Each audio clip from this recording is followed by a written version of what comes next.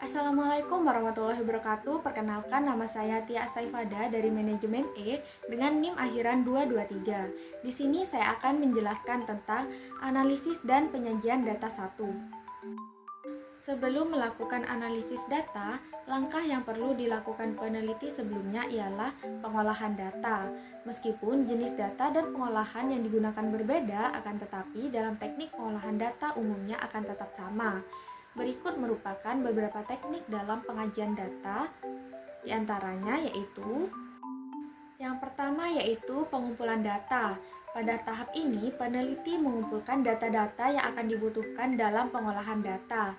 Terdapat beberapa metode pengumpulan data yang sering digunakan, diantaranya observasi, kuesioner, wawancara, dan studi dokumen. Yang kedua, penyuntingan data atau editing.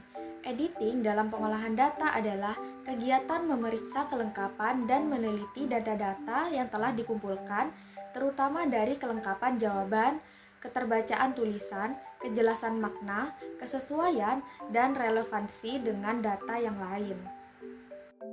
Yang ketiga yaitu pengkodean atau coding. Coding atau pemberian kode adalah pengklasifikasian jawaban yang diberikan responden sesuai dengan macamnya. Dalam tahap coding biasanya dilakukan dengan memberikan skor dan simbol berupa angka atau huruf yang memberikan petunjuk pada setiap jawaban responden berdasarkan variabel yang diteliti agar nantinya bisa lebih mempermudah dalam pengolahan data. Yang keempat yaitu tabulasi data. Pada tahap ini, peneliti melakukan data entry, menyusun, dan menghitung data yang telah dikodekan ke dalam tabel. Dalam tahap tabulasi, data disusun dalam bentuk tabel agar lebih mempermudah dalam menganalisis data sesuai dengan tujuan penelitian. Tabel yang digunakan dalam penelitian ini adalah tabel frekuensi yang dinyatakan dalam persen. Yang kelima yaitu analisis data, merupakan proses pengolahan data untuk tujuan menemukan informasi yang berguna sehingga dapat dijadikan sebagai dasar pengambilan keputusan untuk memecahkan suatu masalah. Yang keenam yaitu statistik deskriptif. Menurut Ghazali 2016, statistik deskriptif digunakan untuk menjelaskan atau memberikan gambaran mengenai karakteristik dari serangkaian data tanpa mengambil kesimpulan umum. Pengajian data statistik deskriptif biasanya dalam bentuk diagram atau tabel.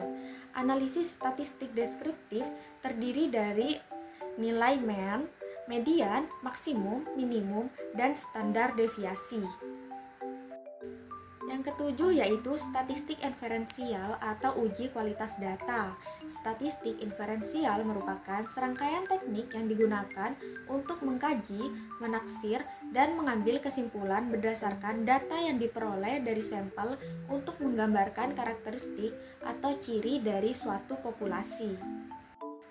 Uji validitas merupakan uji yang digunakan peneliti untuk menunjukkan sejauh mana alat ukur yang digunakan dalam mengukur apa yang diukur. Menurut Ghazali 2009 menyatakan bahwa uji validitas digunakan untuk mengukur sah atau valid tidaknya suatu kuesioner. Uji reliabilitas.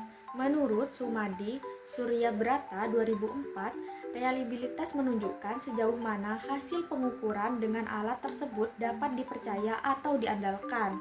Suatu kuesioner dinyatakan reliable jika jawaban seseorang terhadap pernyataan adalah konsisten atau stabil dari waktu ke waktu.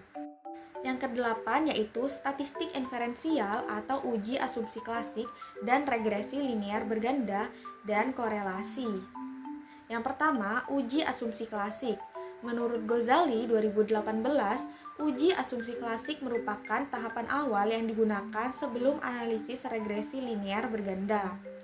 Dilakukannya pengujian ini untuk dapat memberikan kepastian agar koefisien regresi tidak bias serta konsisten dan memiliki ketepatan dalam estimasi. Yang kedua yaitu regresi linear berganda. Menurut Ghazali 2018, analisis regresi linear berganda dilakukan untuk mengetahui arah dan seberapa besar pengaruh variabel independen terhadap variabel dependen. Dan yang terakhir, korelasi. Menurut Sukardi 2009, Korelasi merupakan sebuah penelitian yang melibatkan tindakan pengumpulan data guna menentukan ada atau tidak adanya hubungan dan tingkat hubungan antara dua variabel atau lebih. Baik, itu saja yang dapat saya jelaskan. Kurang lebihnya saya mohon maaf. Wassalamualaikum warahmatullahi wabarakatuh.